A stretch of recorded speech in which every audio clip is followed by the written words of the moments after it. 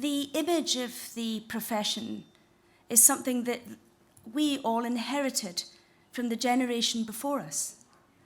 When I was studying for my bar finals in 1989, I went to a reception and I noticed on the guest list there was a member of the Supreme Court. So I went up to him and I introduced myself.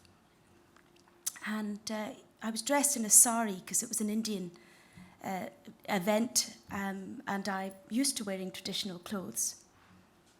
And he said to me, "And which part of India do you come from?" Perfectly politely, of course, but he just made the assumption that I was on a holiday from India. And I said to him, "I come from Scotland, and I'm studying for the bar exams, and I'm hoping to apply to your old set of chambers for training, pupillage." And he visibly took a step back. His wife, who was delightful, took my hand and said to me, "Oh, good luck, dear, good luck." Well, in fact, a few months later, I did pass the bar exams, and in fact, I did go to his old set of chambers for my pupillage, which is our first year of training at the bar. And although they were a set that were then virtually all white, there was one female there whose father was a professor at Oxbridge, they treated me really well. But in that moment, when I was at the reception, I could have decided that the profession was not for me. But of course, we're talking about what the situation was. This is about 30 years ago. And there has been a tremendous amount of change since then. We all have an eye on what our profession looks like, whether we properly represent the communities that we serve, and whether or not we can take steps to ensure that while maintaining merit, we can achieve more to make our professions more visibly diverse, but also a diversity of the types of backgrounds that people come from. There are no lawyers in my family. My father came from India in the 1950s to the UK for economic reasons and supported his family back in India all his working life. But yet, although I had no connection with the profession, just because I stuck around and wasn't put off by comments that were made to me, that was one. There were many over the years.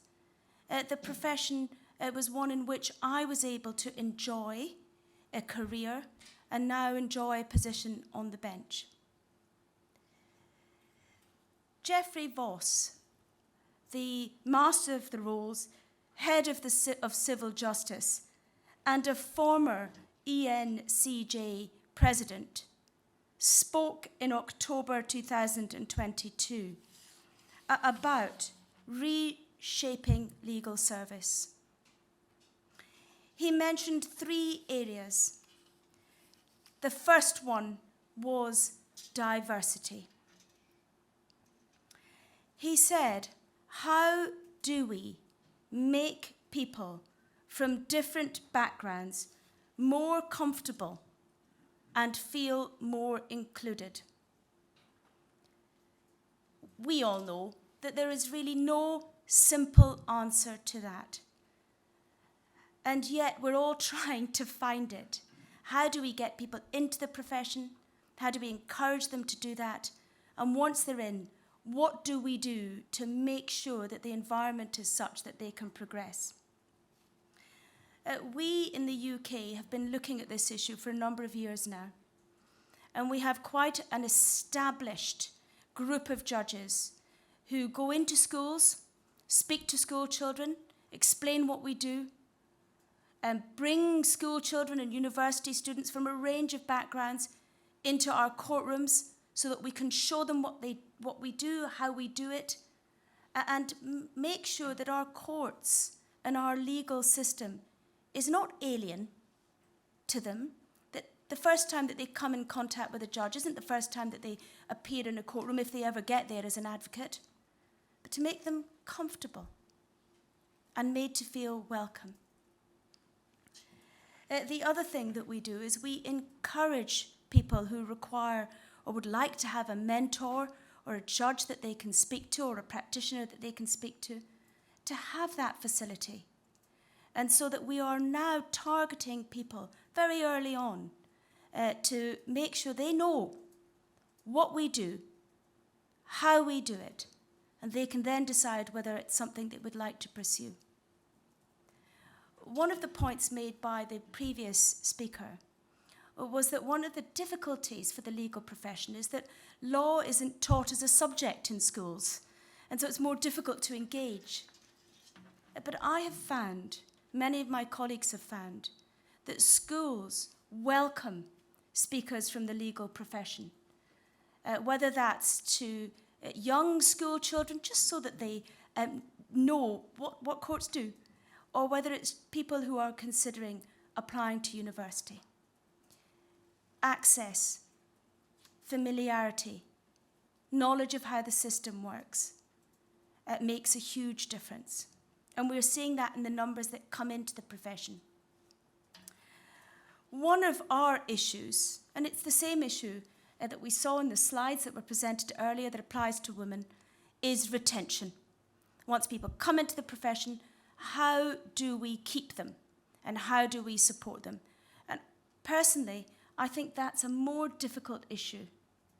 And that's where we all have to be more mindful of the language that we use and the discussions that we have. I can remember as a junior barrister, the discussions over wine, normally, were about holidays to France, wine, and skiing trips. None of which I had done, because when we had holidays, we would either go and visit family in India or family in South Africa. But I think that over the years, we have now begun to consider everyone in the room and what sort of topics we discuss. And if we haven't, we ought to be aware of it. The other issue is simply social mobility. Many of my colleagues, female colleagues, couldn't proceed and continue with their professions at the bar because they had children and the childcare responsibilities were predominantly with women. And so they just found that the working environment wasn't such that they could combine both.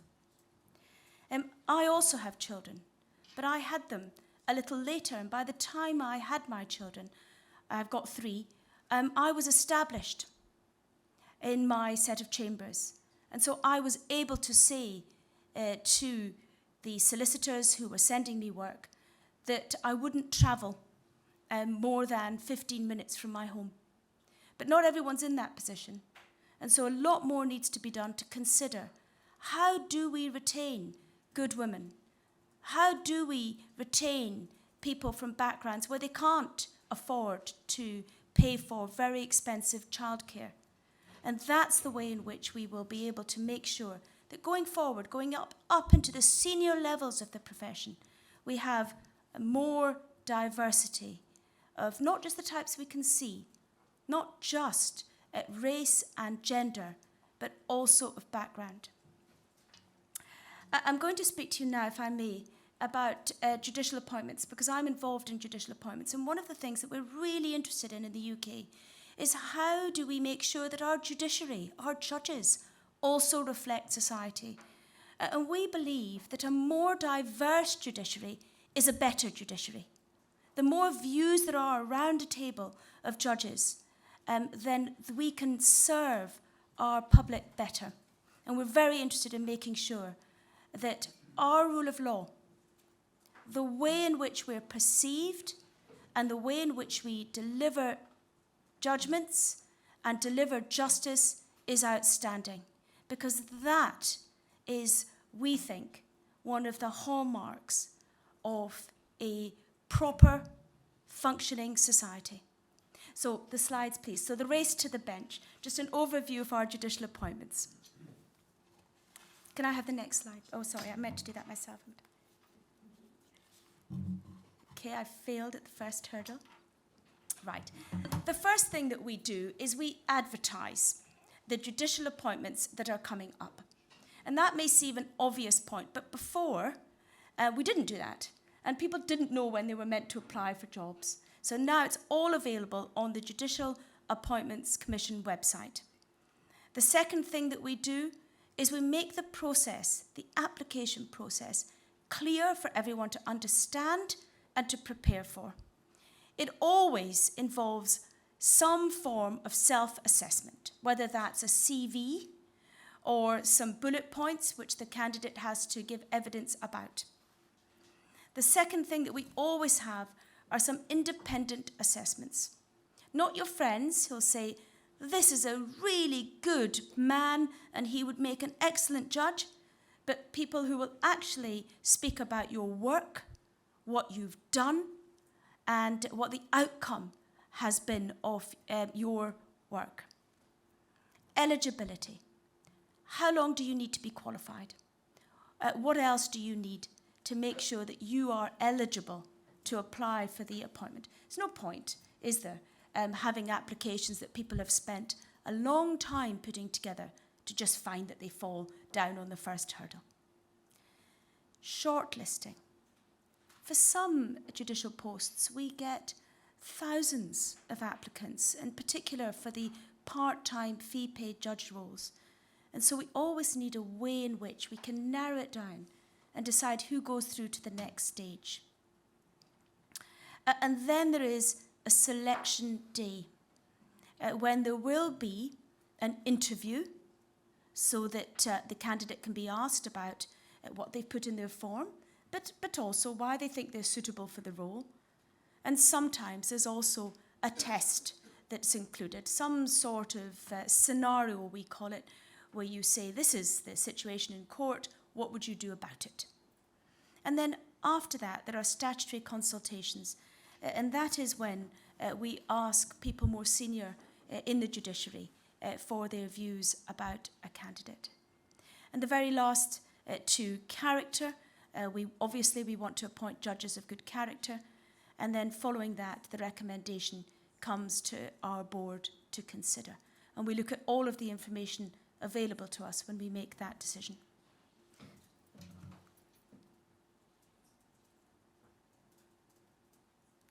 Okay. This is their current position. In relation to our diverse candidates, recommendations for the legal roles are broadly in line with the numbers in the pool of eligible lawyers. Our problem at the moment is the pool of lawyers. So in 2019-20, 25% of applicants fell into that category. 14% were shortlisted, 12% recommended for appointment. So in terms of how we're doing from the eligible pool, rather well, in line with what you'd expect. As I said, our issue is, at the moment, the pool of judges, the pool of applicants that we've got. The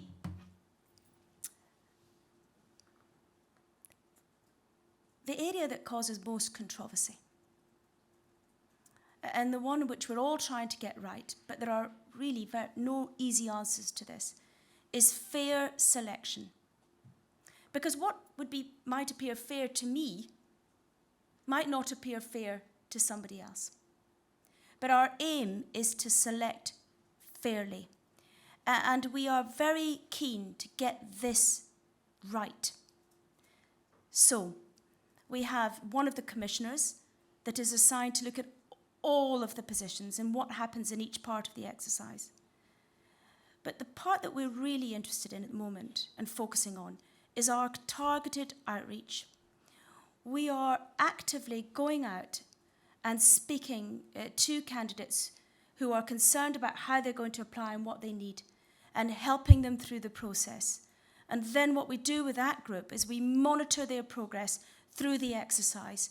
So even if they're not appointed that time as judges, we can go back and we can help them and advise them on what they need to do to be better prepared next time. The other part that we've brought in most exercises now is name-blind shortlisting.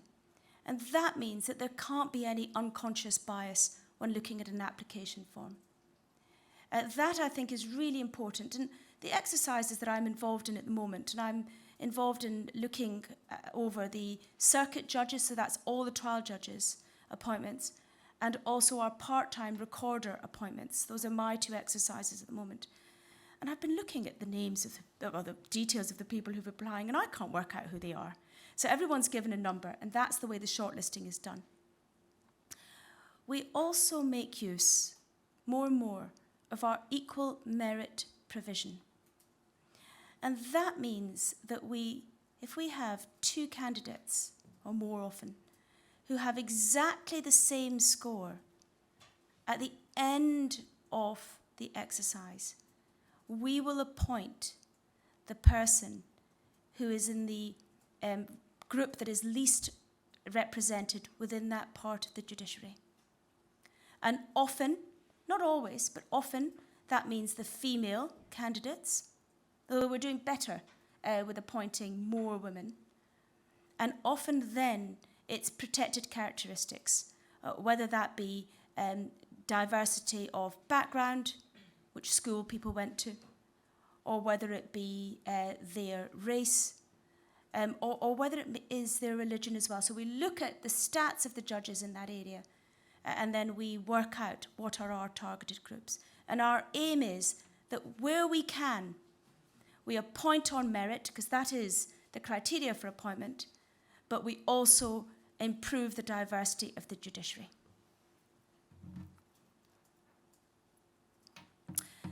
This is what we're doing to address our challenges. The targeted outreach programme. We have the Judicial Diversity Forum, and we get help from them to look at how we're going about our appointment of judges.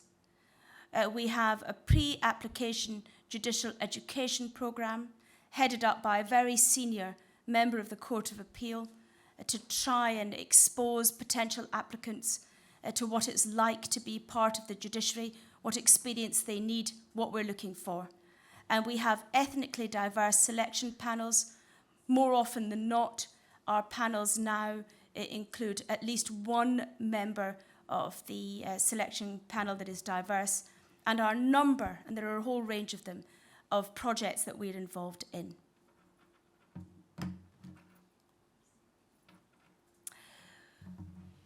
Throughout the profession in the UK, we regard diversity, as the Master of the Rolls did, as one of the key challenges. We want to make sure that our profession retains the merit that it has enjoyed thus far, but we also want to make sure that we represent the society which we serve.